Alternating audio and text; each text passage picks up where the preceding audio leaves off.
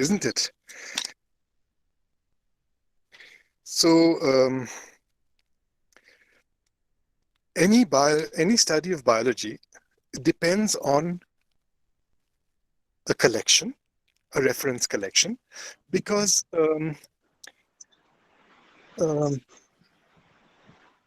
I'll give you an example. There's a butterfly called the common nawab, right? And it's all over India, and it goes down to Thailand, Malacca, the Straits of Malacca. And there were a large number of the caterpillar was found to feed on a variety of different plants, 15 plants or 20 plants. And then it turned out that actually there are two species, the anomalous nawab and the common nawab.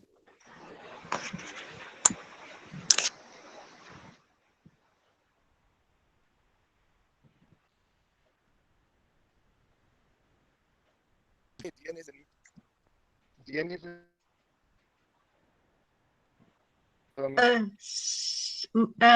Sir, you're another one, so they want to call it Bharata, and the Indian nawab. Then there's another one that has popped up. So there are four. Probably there are three or two, but anyway, at the moment there are four names where there used to be one. Okay, no problem. We grow, we learn, but the problem is those 13 food plants that we had found for this species, the specimens are not there. Whoever bred it, I bred the caterpillar and I love it so much and I photographed it and I let it go and I recorded that the common nawab feeds on whatever. The butterfly is gone. We don't know which of the four was feeding on that plant. So all that information is useless. If the specimens had been kept, then we would know that which of the four feeds on which. So obviously, they don't feed on 13 or 15. One species does not feed on 15 plants, but four different species perhaps feed on 15 different plants. Now, which feeds on which, we don't know. So the whole chapter is closed, that all that information is useless. Right? So collections are extremely important. Salim Ali, for example, he shot thousands of birds. All the Dylan Ripley, these people, they shot and shot and shot.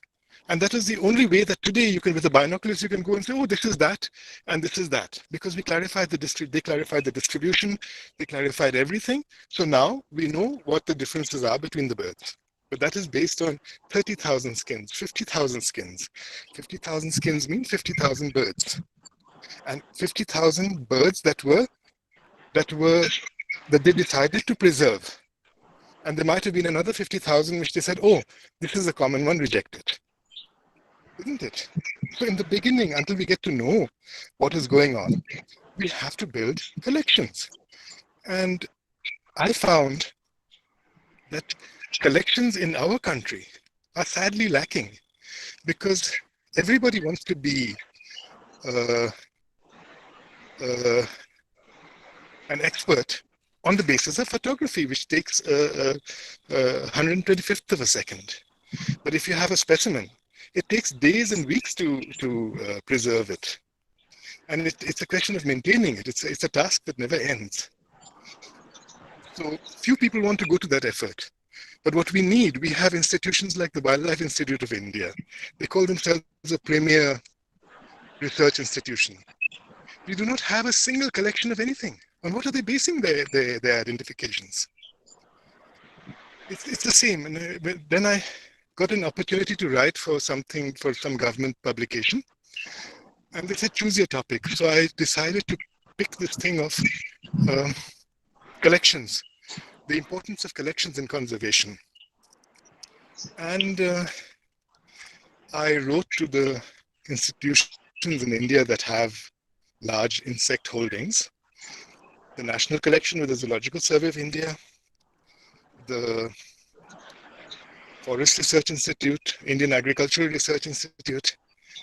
And it turns out that we have our best collection has about 3,800 species of butterflies and moths, which are among the best studied insects. We have 3,800 species of butterflies and moths out of an estimated total of 20,000 species. That is, we have one fifth. We have 1/5 of the species known from India in our collections. It's mind-boggling. How can we do any work? Whatever new taxa I have described or try to describe, it's based on specimens, comparison with specimens in the British Museum and here and there. We don't have specimens in the country. So we in this whole how can you say, this whole movement against collecting specimens. If you don't want to collect specimens, if you don't want to have reference collections, then be certain that you will lose a lot of taxa, a lot of life forms which you never knew about. At the moment, you must have heard about the Arunachal Valley, in Arunachal Pradesh, the Dibang Valley Dam.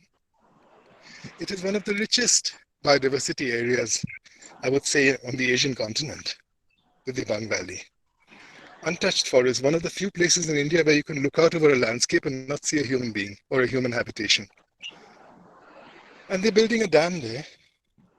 There is no information, there is no data to counter that and say, look, this is a list of things which are only found over here, so you can't submerge this area. No, we have nothing. We spent vast amounts of money on it. Government has spent a lot of money. No work has been done. And the result is we can't do anything about it. The dam lobby can go ahead and do what they want. And we sit like fools because we don't have any material. So collections are very important. Once you have the collections, you know that, okay, this is not one species, this is 5 species. It's a group of things. Then you start the conservation activity. The conservation activity is, what does it require for survival? What are the special things that restrict this to an area? We hear that this butterfly is common all over India. This butterfly is only found in the Himalaya. This butterfly is found near the snows. What restricts them? Why isn't the butterfly found near the snows also found in Delhi? Right? So we have to understand what they require. And once we know what they require, then we have to make sure that such areas are conserved. And then we sit back and say, okay, on the rest of the land, you can own it and destroy it according to your requirements, cement it over, or do whatever you want, because there are these islands of biodiversity where we have things represented. We have a fantastic heritage in as much that on the size of land that India has, I mean, on this area of land, we have 1.25 billion people. 1.25 billion people, and the last bird extinction was in 1934, the pink-headed duck, and the last mammal extinction was in 1948, the cheetah. And in independent India, we have had no extinctions. And in butterflies, there's nothing that is extinct. I think we have managed to record practically all of the ones that were known from the country, and added new ones. And if birds, mammals, and butterflies are any indicator, then we haven't lost much from other groups, ants or bees or wasps or bugs or beetles or whatever. So that is really, really an achievement. If you look at little countries like Germany and all, they have lists of things that have gone extinct from those areas. It's not just, 1 or 2 things. They have whole lists which they have exterminated, and we don't. But this lovely state of affairs cannot last forever. Pressure is growing. Industrialization is coming up. So we have to move. And if government and government institutions do not feel like doing it, then we private citizens have to do it, because it's our country. We can't say, oh, sarkar ko de diya to ab wo karenge. No, sorry. The job has to be done. If the sarkar is incapable of doing it, fine, then we will do it. Just as if in wartime, for example, during the Second World War, Germany invaded France, the French army capitulated. But the citizens of France made things very difficult for the Germans, because it was their country. So where the institutions give no result, then it is up to us people who have to move things and do things, isn't it? So there is new trend nowadays called citizen science. I think this is a very derogatory term, and it should be opposed and it should be banned for the simple reason that science is a body of knowledge, of reliable knowledge, on which our civilization is based. Right? There have been earlier civilizations, and they've had their body of knowledge. The body of knowledge of the previous civilization, the Romans, the Greeks, in the 2000 years ago, it was based on documents stored in the Library of Alexandria in Egypt. When the Christian monks went and burnt that library down and destroyed the manuscripts, civilization collapsed. Then we had 1600 years of what would practically be the Dark Ages, and where superstition, assertions, bullying, all this became basis for knowledge. And then again, science started up. Isaac Newton, Joseph Priestley, these people got together at the risk of their lives. They experimented and checked out superstitions and all that, and sorted the wheat from the chaff, and created the foundation of what we call science, a reliable body of knowledge. And this body of knowledge has been the basis where in 400 years we have reached Mars. Right? Everything is possible. But there is no such thing as amateur science and professional science. There is only science. Science is the body of knowledge. If you, in whatever capacity, can contribute to that body of knowledge, you are contributing to the sum total of human knowledge. And that is science. You're a scientist. A scientist means the truth, the person who speaks the truth. Right? So this whole thing of amateur and professional, this is complete rubbish. Please do not feel that you cannot contribute meaningfully because you happen to spend your time bringing up children. Definitely not. Many people have spent their whole lives and contributed only one single thing. And that one single thing has made such a difference to human civilization that what they did for the rest of the 60 years doesn't matter. Isn't it? It's just that one single thing that they have done that changed civilization. So please never feel that you are just at this or just at that. I often get queries. I have, if somebody has posted something which is a new finding, I say, you must publish this. But I'm not a scientist. Can I publish this in a scientific paper? Please, anybody can publish. A finding is a finding. So please do not feel disheartened by this amateur science and professional science business. There's no such thing. It's a false distinction by people who have not done their jobs, who are trying to put you down and steal your finding usually. They'll say, oh, you're a housewife, you're a student, you can't publish, tell me all about it and I'll publish it. So please don't fall for that trick. Then we come to the thing of collections, the legality of it. Let us just look at the legality of collections. We have 3 laws that refer to collections.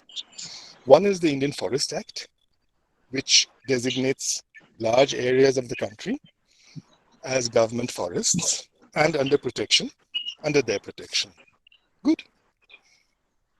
Please, we will make a mistake if we feel that government is not us. It is under our protection, and we have hired the Forest Department to protect those forests for us.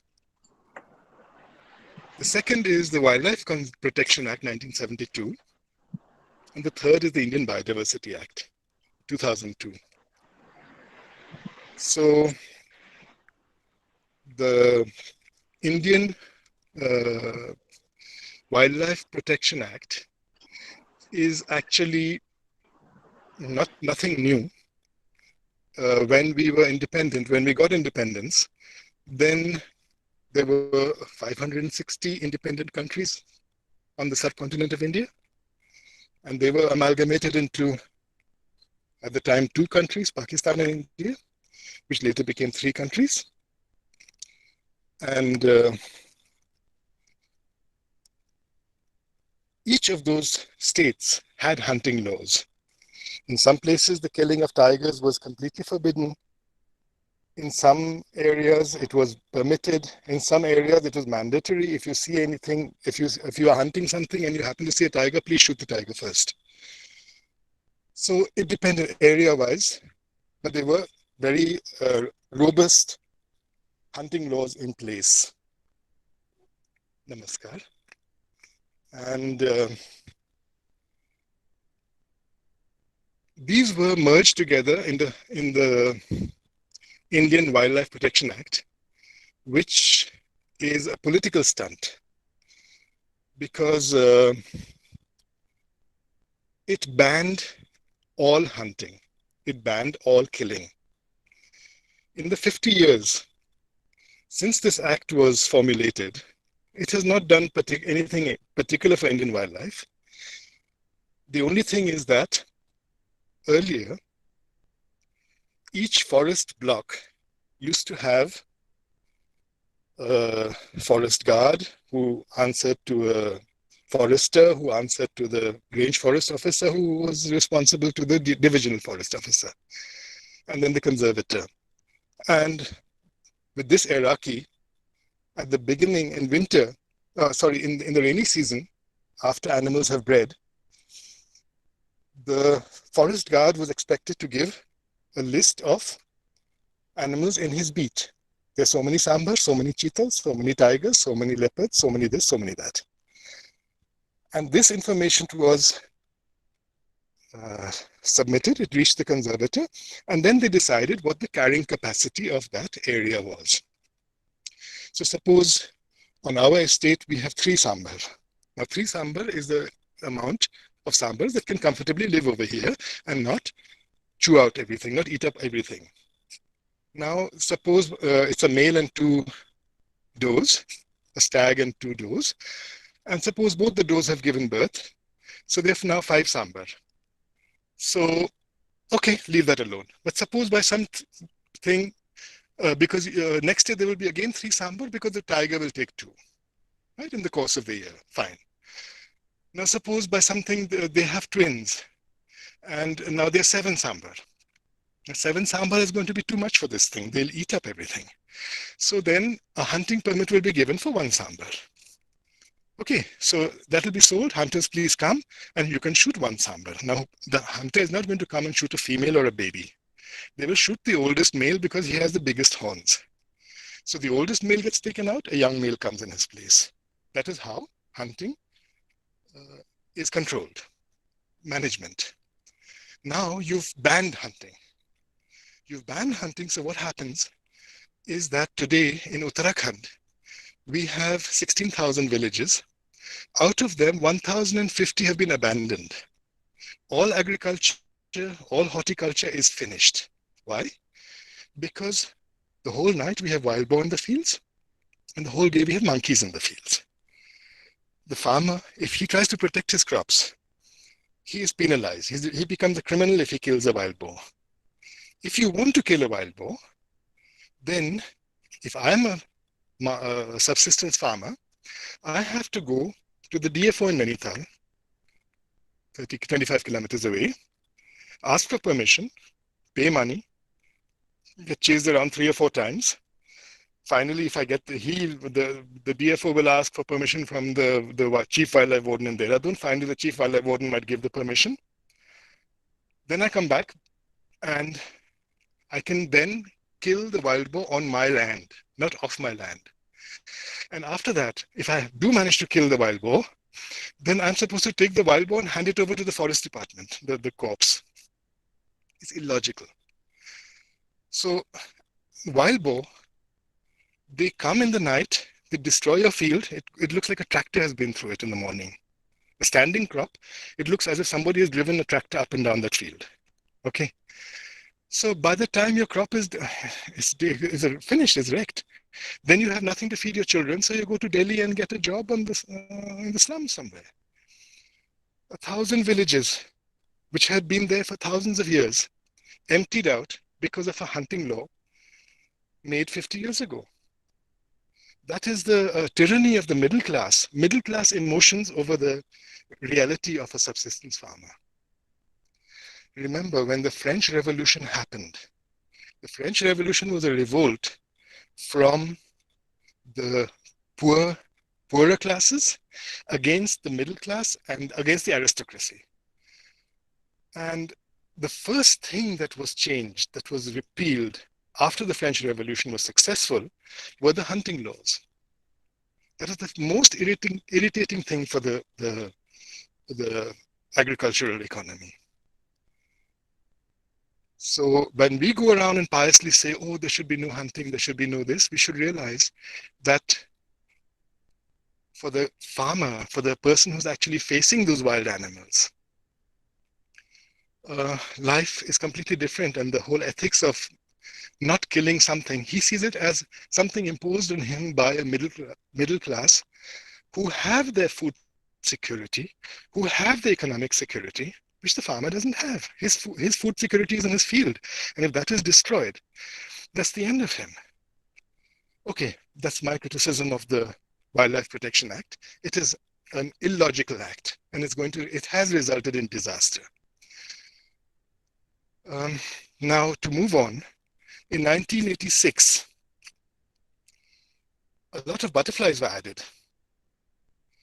And I found out the story of how those butterflies were added. And it turned out that in those days, there was a person called Nalini Jayal, Mr. Nalini Jayal. So he was one of the founders of the Office of Environment. And then later it became a part. Earlier there was just the Ministry of Forest. Then there was an Office of Environment in the 70s, and slowly these people did a lot of good work, and we have a robust Ministry of Environment, Forest, and Climate Change today. Now, he went to the United States or Europe or something, and he found out that butterflies were protected and so on and so forth. So he came back to India and he asked the Zoological Survey of India, why are there any endangered butterflies? So he got a reply from Dr. Gyan Shankar Arora. And Dr. Gyan Shankar Arora said, yes, all insects should be put on the schedules of the Wildlife Act. All butterflies should be put on the act. So this recommendation, when it came before the Lok Sabha, then the MP for Shillong asked the question. He said, if all butterflies and moths come under the schedule of the Wildlife Act and are protected by government, when we lawmakers drive to Parliament in the morning and we drive past the lampposts and there are moths sitting on the ground which have been attracted to those lights overnight, and our tires squash those moths, will we be penalized? So the stupidity of the law became evident. So they scrapped it, sent it back to the Zoological Survey of India and said, please apply your mind. So they applied their mind, and what they did was they pulled out a book from 1932 called The Identification of Indian Butterflies, where each butterfly had a status: very rare, common, fairly common. And what they did is that they went and put everything that was very rare on Schedule 1 and everything that was rare on Schedule 2. Now, the author of that book had written that the status is a completely random thing, and it might be common in some areas and rare in some others, common in some seasons, rare in others, or, and the futility of this blanket ban, as it were, is that we have crop pests called the pea blue and the gram blue. As the name implies, the pea blue caterpillars feed on peas, and the gram blue caterpillars feed on gram. And these are included in Schedule 2 of the Wildlife Act, even while the Indian Agricultural Research Institute is giving out advisories on how to control them. And the reason that they're on the Wildlife Act is that they're rare in the Andaman and Nicobar Islands. They're very common all over India, but they're rare in the Andaman and Nicobar Islands. And that's hardly a reason to put it on a schedule of a thing.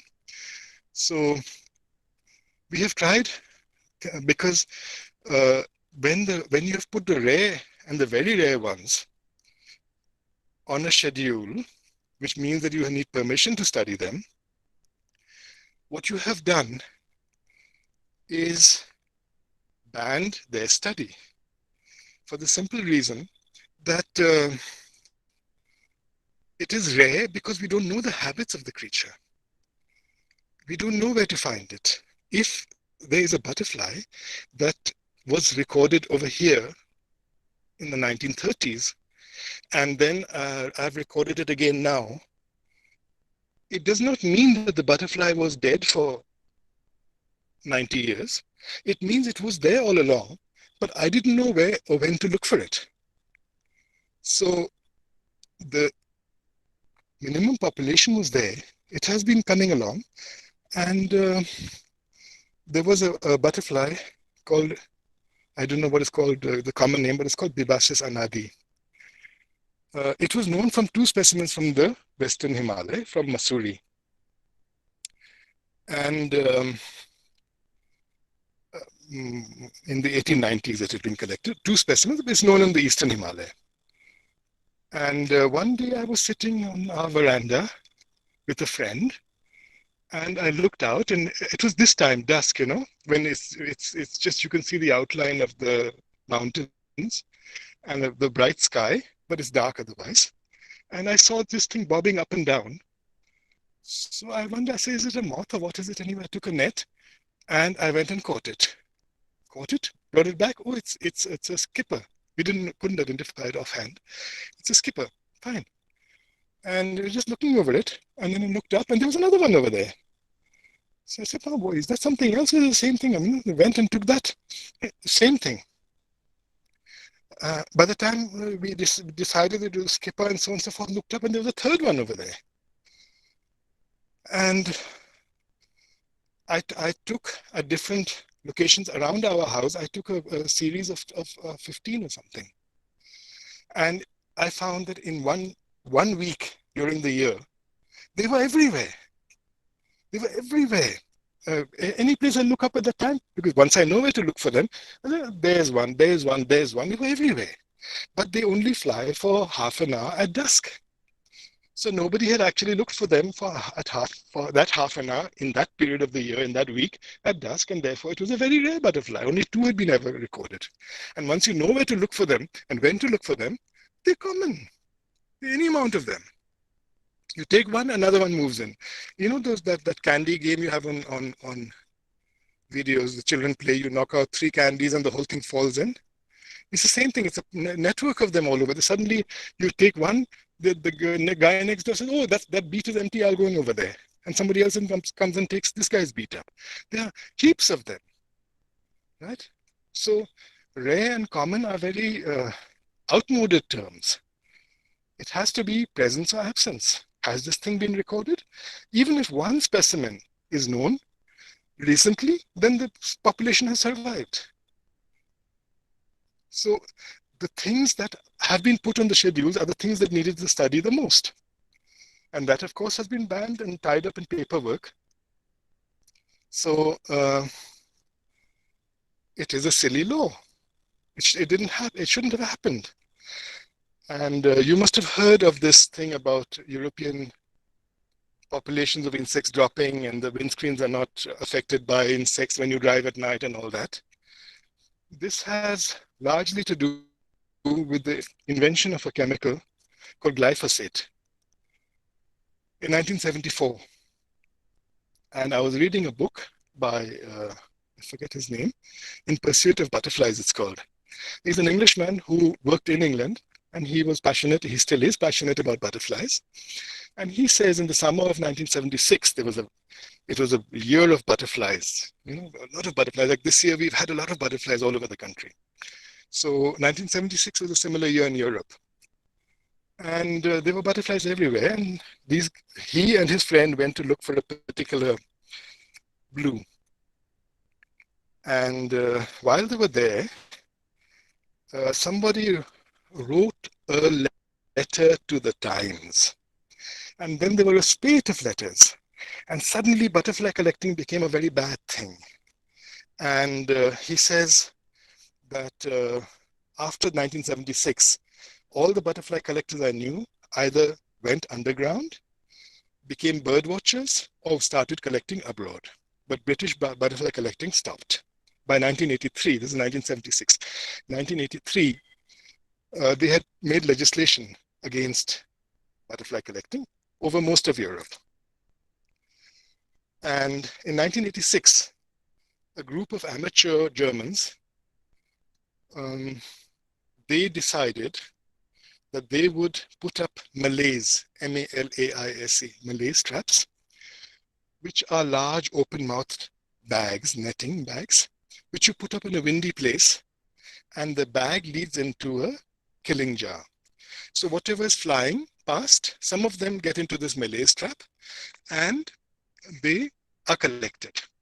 So these chaps, they didn't know much about the different groups of insects. It's a vast field, nobody does.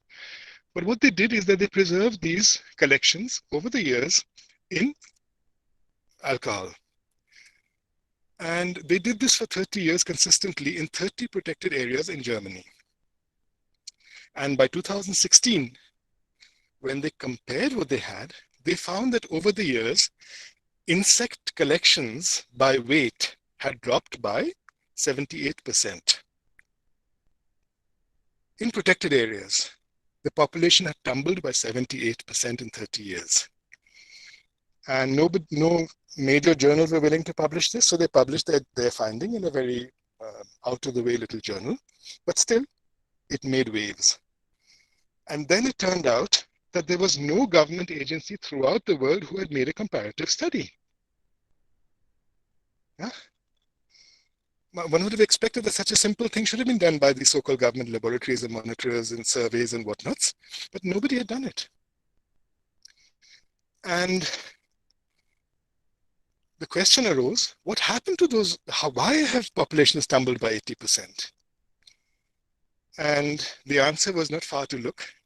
Roundup, glyphosate. It is the largest selling pesticide in the world. It kills everything. And when they invented it,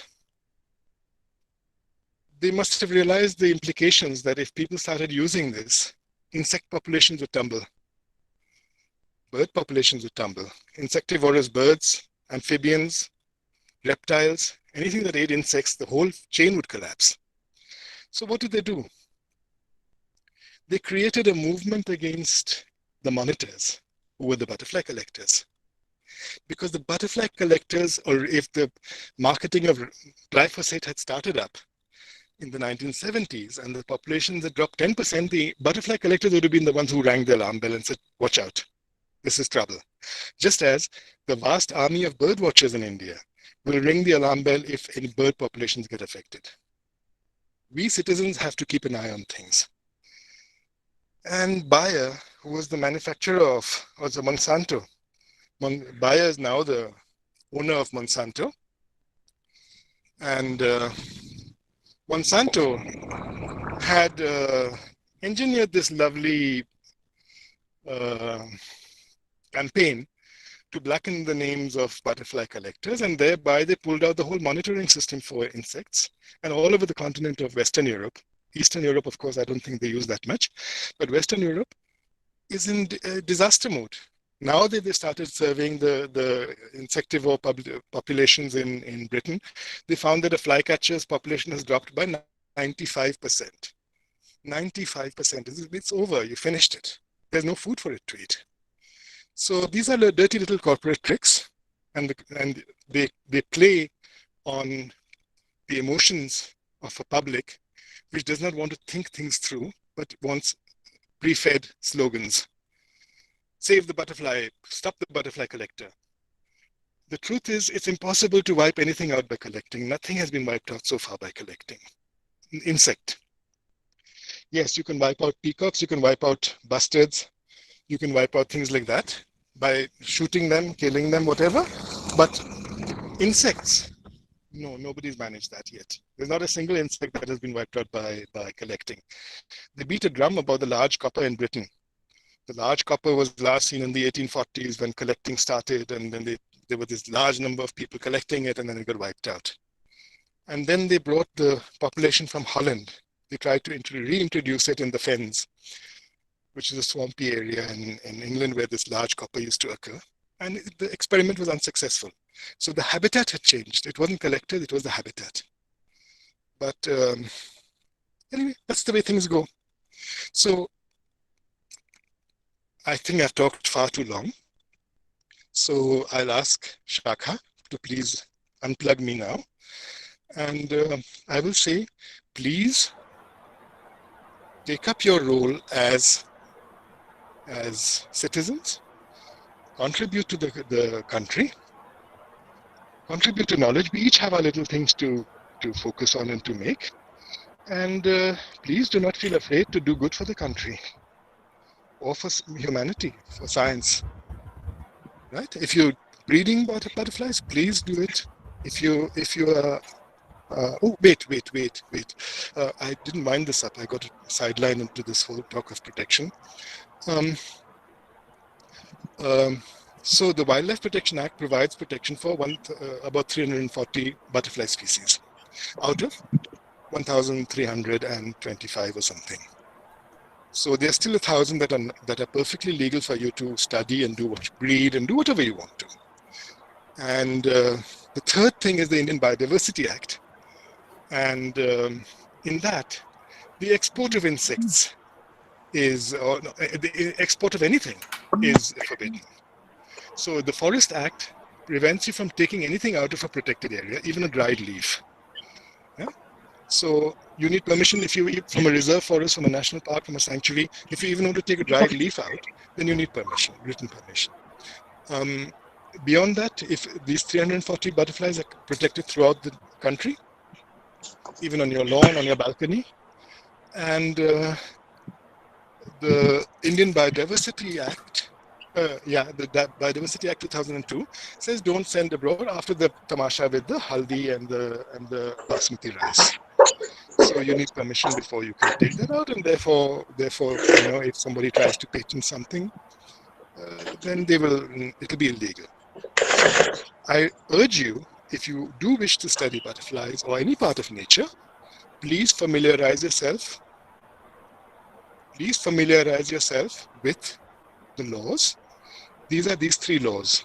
Please read them, understand them, so that you cannot be browbeaten by anybody. Right? Okay, good evening.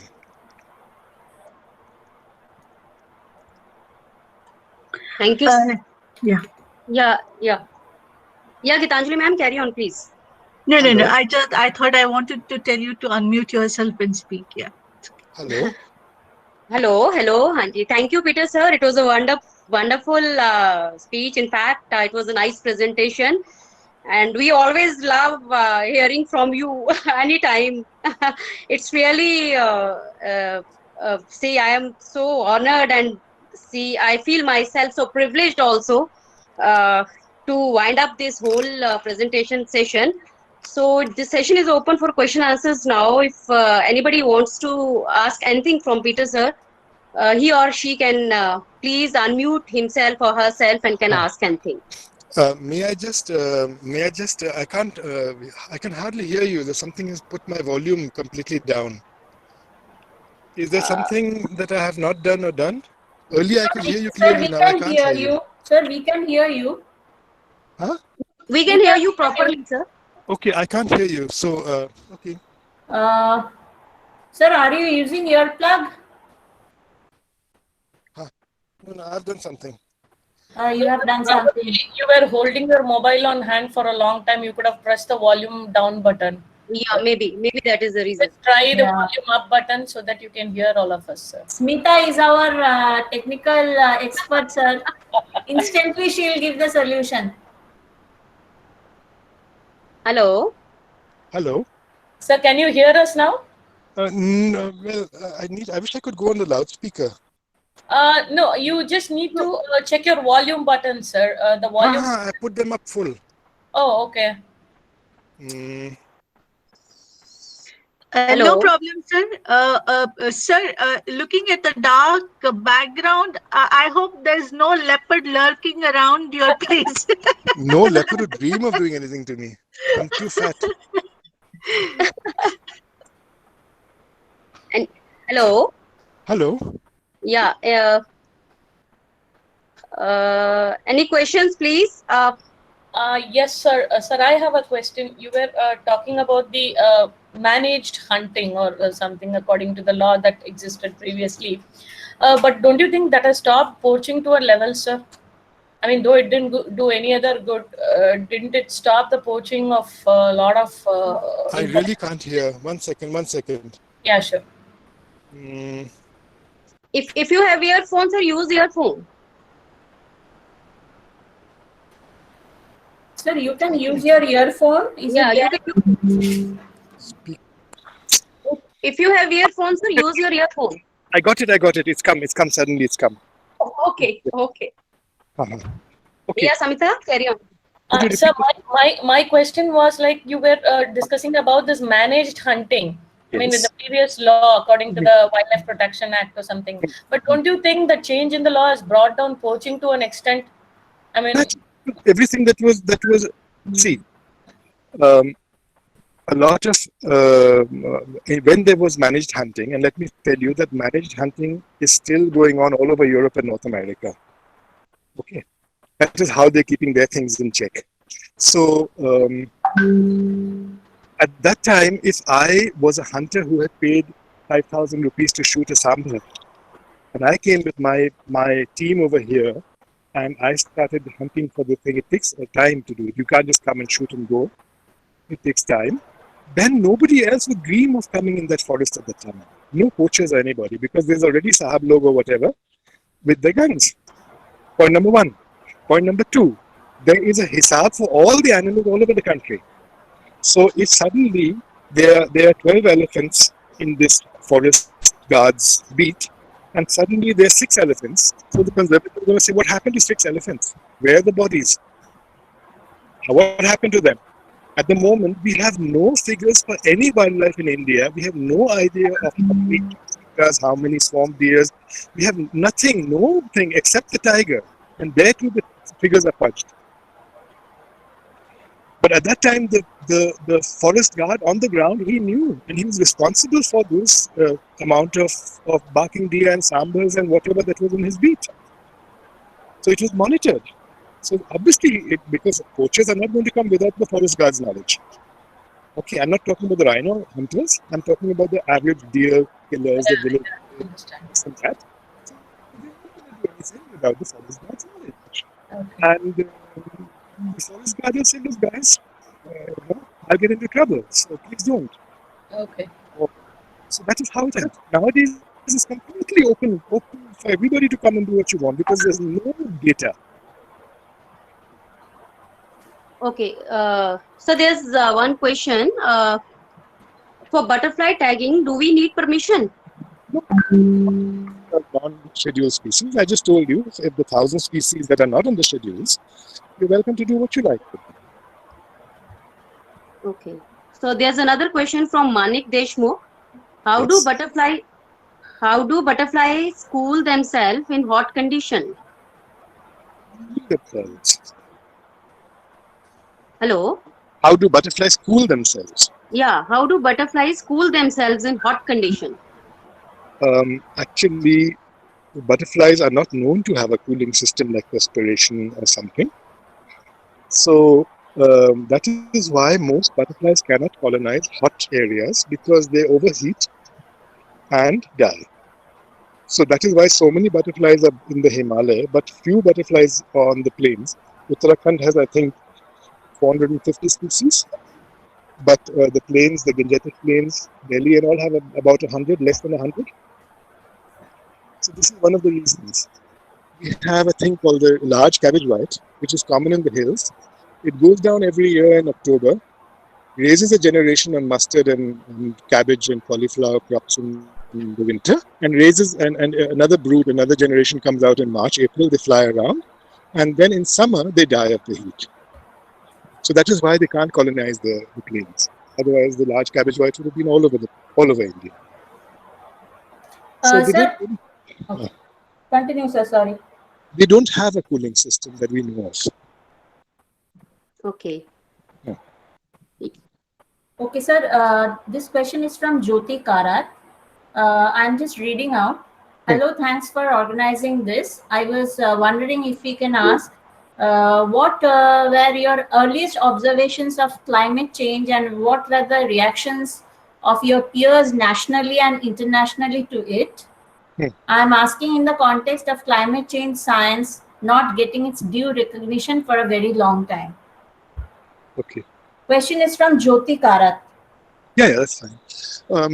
In the 1970s, my father used to collect moths with a Petromax, a pump-up kerosene thing. And in the 60s and early 70s, in 1973, we got electricity. And then we started using a mercury vapor lamp and stuff. And he made a collection of moths also. And because in Europe, the different families have common names, like we say tits and parrots and hornbills. So moths also have their own names. And so he put them into boxes, into different groups, but he couldn't identify them because literature was only the fauna of British India, which is a terrible thing. And so then that collection got destroyed in 1980. So from 1983, after completing school, I started making the collection again, and I started identifying things. So the first group I started on was practically the hawk moths, Stringidae. I got a lot of good help from Ian Kitching at the British Museum and others. And when I made this collection by 1989 or so, then I realized that about 1/3 of the 77 species that we had collected, half of them were previously known from the Eastern Himalaya. So that was very odd because we are in the Western Himalaya, and a team of a person called Francis Scott had collected in Missouri. He had bred most of them in the 1800s, late 1800s, early 1900s, and this information was published in 1937. So that was the best volume of moths of the Fauna of British India series on hawk moths, and they had really done very good work. And so compared with the species known from the Western Himalaya, we had a large influx of East Himalayan stuff. And the question was, has this East Himalayan one always been here in Kumaon?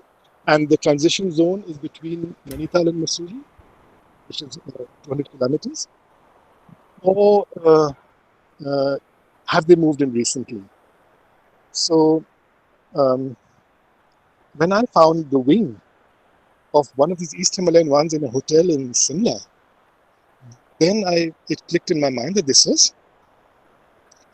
a recent movement, because Simla is on the other side of Mussoorie. So if it occurs in Simla, then it should have been recorded from Mussoorie.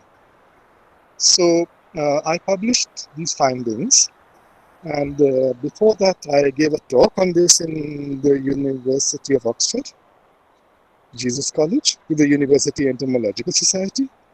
At that time, Richard Southwood was the Vice Chancellor. He was an entomologist. So I gave a talk over there. They were impressed and understood what I was talking about. Not only the use of insects and bioindicators of climate change, but about how insects can be used to monitor the health of a forest. There is no measure for the health of a forest. There's no definition for forest in India.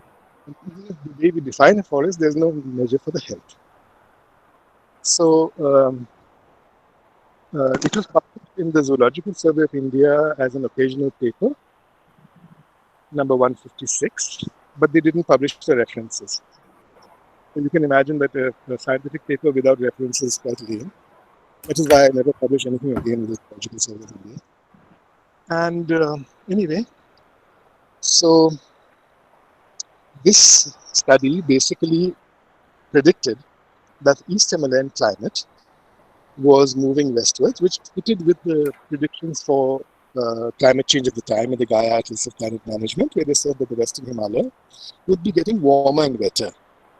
And this fitted in with the upward movement of temperate fruit. peaches, plums, pears, apples don't grow in at 1500 meters anymore. The tree grows, but the fruit is miserable. And instead of 1500 meters, we now have lychees and plums and guavas, lychees and mangoes and guavas and stuff. So there has been a change in the Western Himalaya. And the reason that the hawk moths could move in the East Himalaya and once could colonize the Western Himalaya was that soil humidity regimes had changed. I found that when I had kept a lot of pupae over winter, then they all died in spring the year that the winter rains fell. So it was very dry in January and February, and the pupae died because of that. And when I went around in the following spring, when insect population had crashed completely, about less than half the numbers were around. And forest fires are the only thing that wipes everything out. And the second largest population drop I saw because of the failure of the winter rains, because the pupae had dried out. So in the 60s, 50s, 40s, we used to have really dry winters over here. The whole area would be yellow, parched, dry grass, dry everything. And nowadays it's really lush in winter. So the soil humidity is higher than it was in the 1960s, for example. And that has enabled the hawkmoth pupae, which burrow underground into the soil, they can survive. Otherwise they would have got dried out. But nowadays we can survive here. The food plants, the larvae host plants have always occurred here. The oak and the this and the that. There's been no change of plants.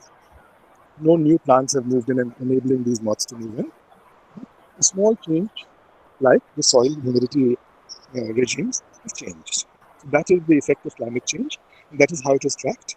And nobody gave a damn for this. That answers your question. Okay, sir. Thank you, sir. Next question from Sharan V. When can we see another book similar to Butterflies on the Roof of the World? We need more of such wonderful and inspiring memoirs, sir. I got cheated on that, so I just lost hope of writing. I still owe the publisher 20,000 rupees or something. They cleared my books, so I just don't want to write anymore. I have a question, sir. Is there a ethical or non-ethical way of collection as far as butterflies are concerned? See, you mean how to kill ethically? Okay. First of all, let us look and see that whatever is born dies. Okay. And in the case of nature, only humans and elephants die of old age. Everything else is killed. Right? So this not wanting to cause pain and all that is a human construct. Now, when we want to kill butterflies ethically, is the ethic that we are taking a specimen for the greater benefit of the species, because we want to study it. And we are concerned that there is not much damage to the wings, because butterflies and moths are very delicate. So we would like them to die as soon as possible. Right? And for that, when you kill a butterfly, you pinch the thorax. It stops off the airflow. They do not have lungs, they do not have storage, and that is supposed to kill them instantly. You will still see the antennae twitching or the proboscis twitching, because an insect's brain is not the same as ours. Into nodes along the whole length of the body. So you might kill one node, but the other node still keeps functioning. And for moths, you put them in most insects, you put them in a killing jar. And if you have put enough of the killing agent, which can be ammonia or ether or chloroform or cyanide or ethyl acetate or other volatile chemicals, if you have put enough, then they die within 2 or 3 seconds. So. Okay. There's one more question, sir. What species are not scheduled under the Wildlife Act? Please give 2 such examples and how to identify them. Maybe 1,000 species identification you want in one sentence? How can I answer that? Sir, your voice is Voice is breaking, sir. yeah. How can I the means of identifying 1,000 species in a sentence? Yeah, true. Sir, I have a question, sir. I visited Valley of Flowers in around August 2019. I was expecting there will be a lot of butterflies given that there are so many flowers, but I don't know. It seems like there are less butterflies, or maybe my observation was not enough. Is it? There are very few butterflies on the southern face of the Himalaya. It's a high range area, and there are very, very few butterfly species. In fact, on the meadows proper, there are about 10 species of them. And the main thing that is pollinating all those flowers are moths, flies, and bees. Okay, okay. So, butterfly does not play much role in pollination over there. There's nowhere. There's not a single plant worldwide which is exclusively pollinated by a butterfly. But even, sir, I saw very less bees also. Yes, they live underground over there. The Okay. bees live inside the ground, and they will, they don't display themselves. They go about their business quietly. You have to be able to observe them. Yes, not many bees also. Moths are in large numbers. Very large numbers of moth species at high elevation. Okay. Sir, you would like to touch upon anything related to illegal butterfly trade? What would I like to talk about the illegal butterfly trade? Personally, I think it is a sensible thing to make it illegal. It was made illegal because of the requirements of Monsanto wanting to market glyphosate, and the effect is such that Kerala has banned glyphosate. So they knew about the effects of glyphosate, and they created a campaign to ban it, because what has happened now is that we are expected to learn biology without specimens, which is the difficult thing, like learning surgery by watching videos. I don't know. I see no reason when we have tribals who are breeding silk cocoons all over the country, and it is a good source of income. I see no reason why we cannot have butterfly farms and moth farms breeding things like the Atlas moth and beautiful Indian butterflies, and sell the pupa abroad for $10 each to these butterfly houses. You go abroad, even in Singapore airport, you see the butterfly houses with exotic live butterflies flying around. You can see morphos, you can see you can see a lot of other stuff flying around inside these butterfly houses, experience them live, which is a wonderful learning experience. And we cannot do that in India because of our environmental lobby. A bunch of fellows who live on the 10th floor in a city with enough money to survive 5 generations, and then they want to get some importance and impose their ethics and wills and all that. This is ridiculous. I see no reason to justify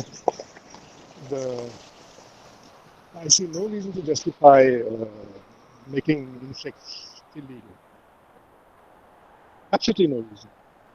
Papua New Guinea, they are breeding birdwings. It's a good source of income for the villagers. If silk is legit, the argument about how butterflies will die out and all that is all imaginary. It's all imaginary.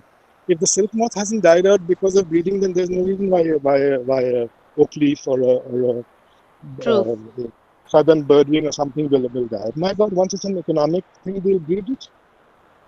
Why have we got it banned? This is just Monsanto at work. Glyphosate, the glyphosate lobby. There's no justification. If you ask them, so what is the justification for putting the butterflies on the Wildlife Protection Act? A 1932 book saying it's very rare, and that is justified it. And now if you say, please take it off, they say, oh, we need scientific study and why it should come off. What scientific study was done to put it on? When you put all those features on the Wildlife Act, then what study was done? Now they want to if you want to take wild boar off the Wildlife Protection Act, this is really scientific study. This is ridiculous. It's ridiculous. Since when was the wild pig endangered? Okay, sir. Thank you, sir. Another question I have, sir.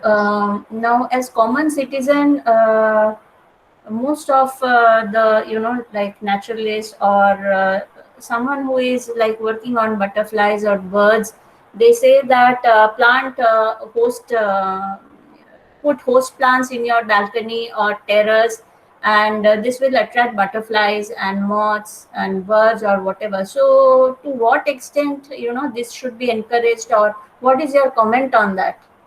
I think And it's a very also good. also attracting the butterflies by keeping the rotten fruits like apple and banana, which we saw you also do in butterfly research center. Hmm. If you can touch that butterfly research center also a bit. See, the thing is that we have recently published 2 papers on how typically fruit-feeding butterflies have now shifted to flowers. Now the thing is that butterflies have a proboscis, and because it is like a straw, depending on how thick it is, it restricts what they can suck up it. Like you can't take a thin straw and suck a milkshake. So they have this trouble. So they cannot suck viscous fluid. So plants decide who visits them by varying the viscosity of the nectar, that is by varying the sugar content.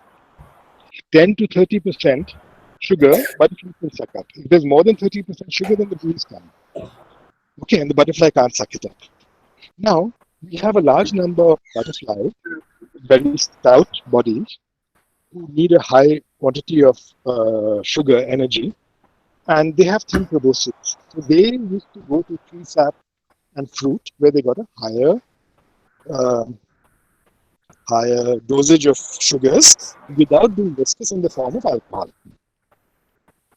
So we would imbibe alcohol from these rotten fruit and all that and get the energy from that.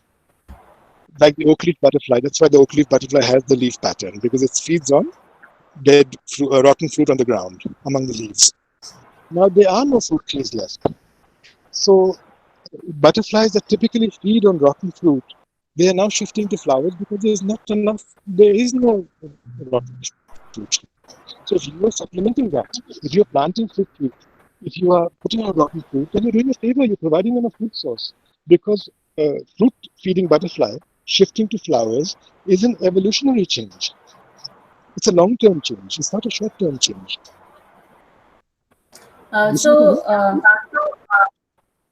So we should plant more fruit trees. Are you saying that? Because your voice is not very clear. Yes, definitely. We need more wild fruit trees. We need more indigenous plants. And as for putting out larval host plants on the terrace, please do that. Okay. See, when Milind Bhakre first came, he was interested in butterflies. He wanted to get into it. So I asked him, could you please breed them? Because we don't know anything about South Indian butterfly food plants. He has a 1 acre farm near Satara, which he bought, and he had filled it with cacti. So it was all neat and clean, well trimmed, everything, properly placed and all that. And then he got into butterflies, and his whole farm has become a wilderness. Because they're all this, don't cut this one, there's a food plant for that, don't cut this one, there's a nectar plant for that, don't cut, so it's become a total wilderness. And that is what we need. The concept of the lawn and the neatly trimmed hedges and all this is Persian. It is not Indian. Where did this doob ghas lawns and all come from? This is the British also got it from the Persians. And if you go to Persia, they have so many sheep that the grass is chewed down. The moment it rises more than half an inch, the sheep come and chew it up. So you have these Persian lawns. That is not Indian. It doesn't belong here. It's negatively foreign. Many foreign things are good for us. We learn from them. But this is not a good thing, these manicured lawns and palm trees and all that. This is all from the comic books. This is rubbish. Once we understand, that's what I'm saying, once you're interacting with nature, once you're interacting with the sparrow, then you look for a place where the sparrow can make a nest. The architects who designed these glass and steel monstrosities, they were so divorced from nature that they never considered that, birds need to nest also. Give them some place. And then the sparrow population dropped because they had no place to nest. Isn't it? Yeah. That comes from interacting with nature. When as children, Instead of studying a mathematics and algebra school curriculum and economics and all that, which has been foisted on us by the bankers, we need to get children to see the leaves, touch them, chase the butterflies, get stung by a bee, handle the beetle, play with a fish, play with a frog, isn't it? That is what we need to do. We are. I mean, I will end this session by giving one message, and that is, if only we all realize that we humans do not own the earth, we share the earth. Great message, sir. True. If this is hammered into everybody, from our policy planners to the environmentalists to the ecologists to the economists, they're the real reason for all this, the economists, that has to be hammered into them. We do not own the earth, for God's sake. Exactly. Yeah. Okay. So, sir, I don't find any more questions.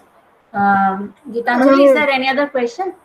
Sir, I wanted to ask sir one question. Sir, what's your opinion about all the butterfly parks that we have now? Do we need more butterflies?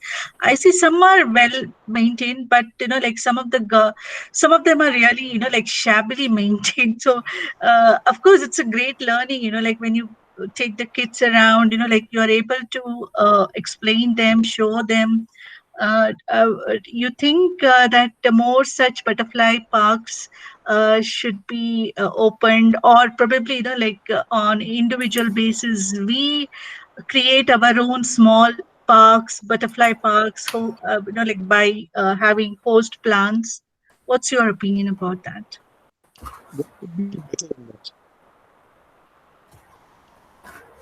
When I went to Orissa in the 1970s, in winter, in January, there were blue in Cuttack and Bhubaneswar. There were blue mormons and banded peacocks flying everywhere.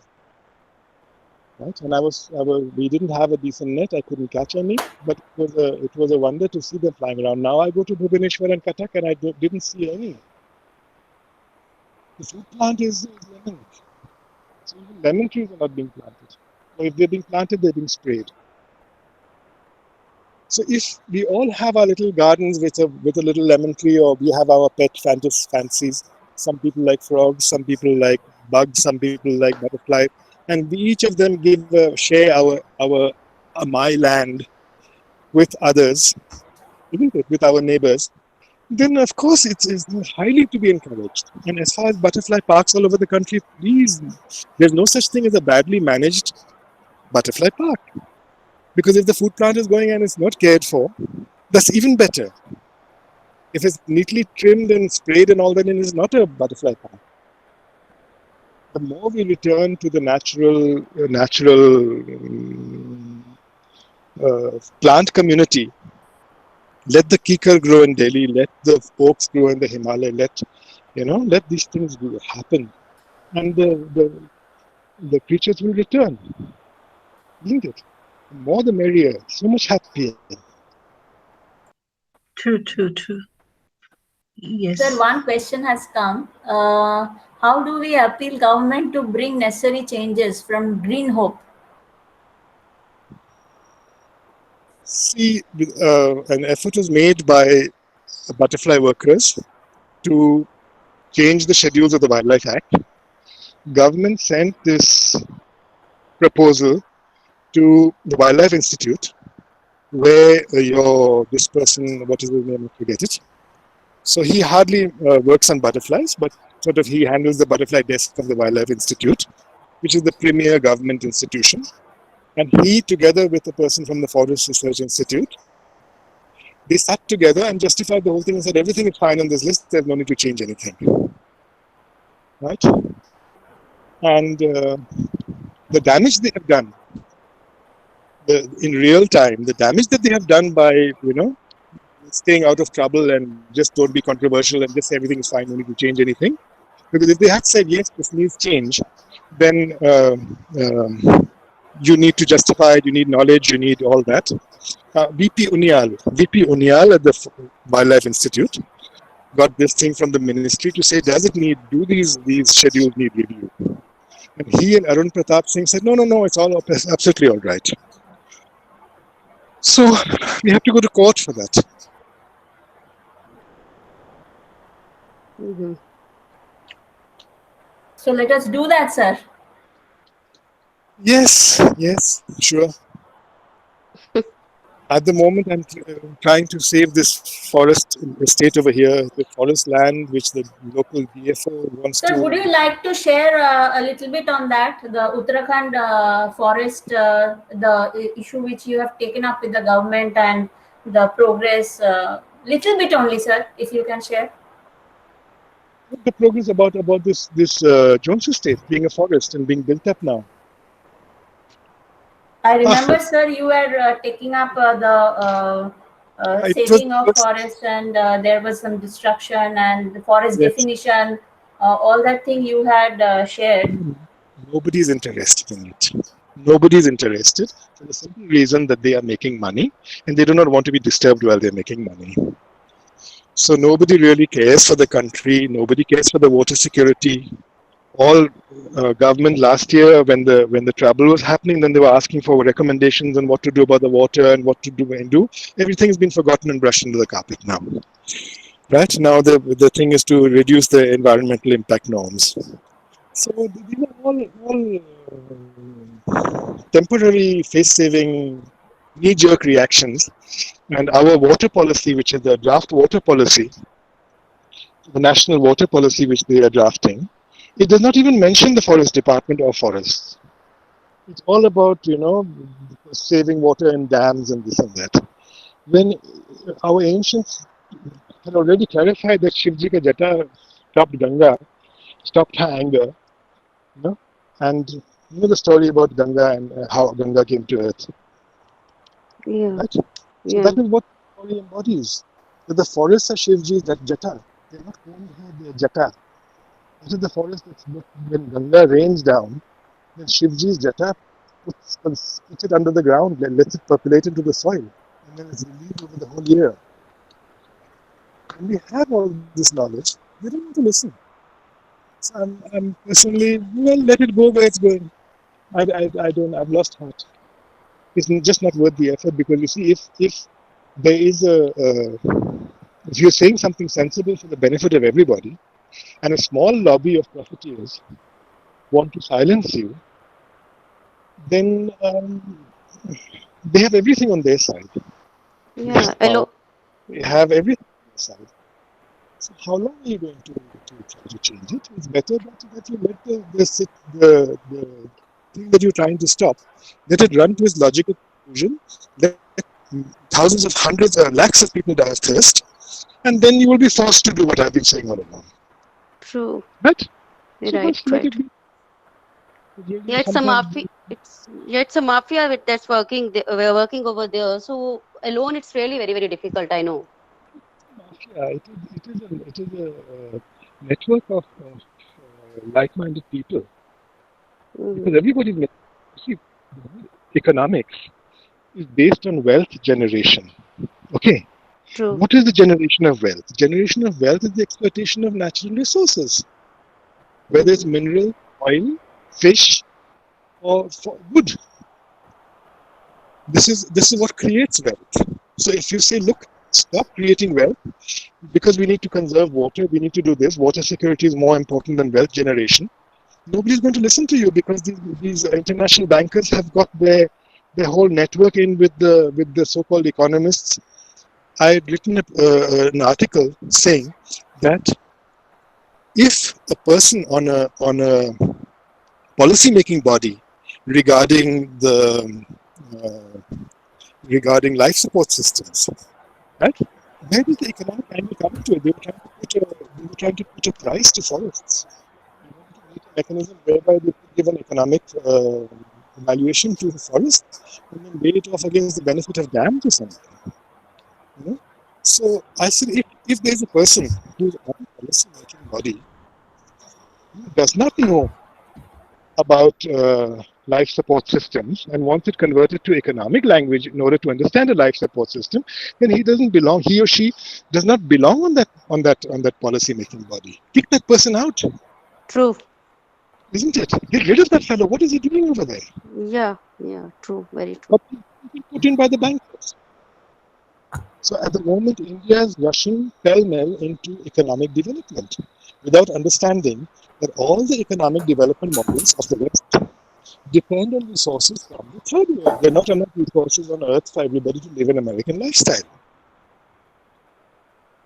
Isn't it?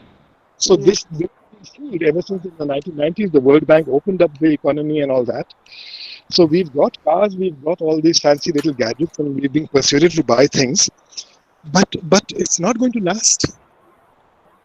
And if we say conserve things, don't consume so much, that it doesn't fit in with the 8% growth of the economic models which these guys have peddled. And it's so illogical, it's so stupid, because you see, if you have a national economy that needs to grow at 8% in order to be stable, right? So stay in one place, you need to exploit 8% more. What is this 8%? If you and me, next year, we're not going to be eating 8% more. We're not going to be wearing 8% more clothes or burning 8% more petrol. So what is happening? Where is this thing going? What is this 8% that the economy needs to grow? And if it's 4%, then hi, we're going into recession. This is ridiculous. Everybody cannot have a car. Everybody cannot have you need people who are going to be growing the food. You need people who are going to be thinking. You need soldiers. You need the thinkers, the soldiers, the traders, and the food producers. The old caste system, isn't it? Everybody can't be industrialist. So this model has to break down. Okay, thank you, sir. First of all, I have to also mention, sir, that you have taken so much effort to come out of the house, walk through the forest because of this session, and there is no light. You are actually walking in the dark for this session. There is a light here. I'm in front of a house, so there is a light. Yeah, but it is not sufficient because in the hill areas, the light is not that kind of light which we see in the urban plain areas, and network is also poor. So, sir, thank you so much. Thank you so much. I can't thank you enough. True. Srimishra, sir, sir has a habit of managing all the things so meticulously. He manages things. It's really appreciable, isn't it? Yes.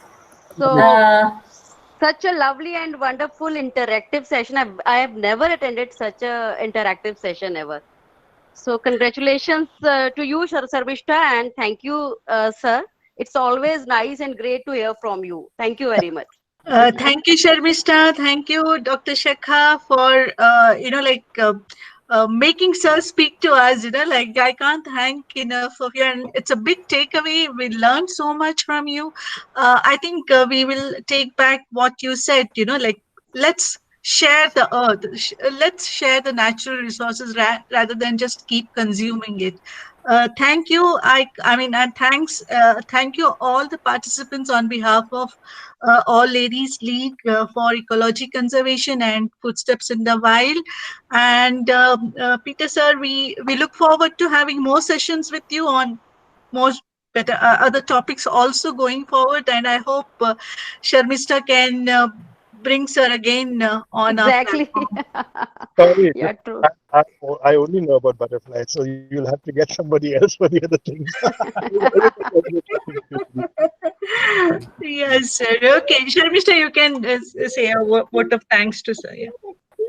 Thank you so much, sir, for coming. And it was totally out of syllabus, sir. The session was totally out of syllabus. Yeah. And we had a grand session. And thank you to all participants for putting your comments and questions. And also thank you to All Ladies League, and thank you, Gitanjali. And thank you, Shaka. Thank you, ma'am. Thank you. Thank you. Good night. Good night, everyone. Good night. Good night. Good night. Thank you, everyone. Thank you Bye, very sir. much. Go home safe. Thank you. Bye. Thank you very much.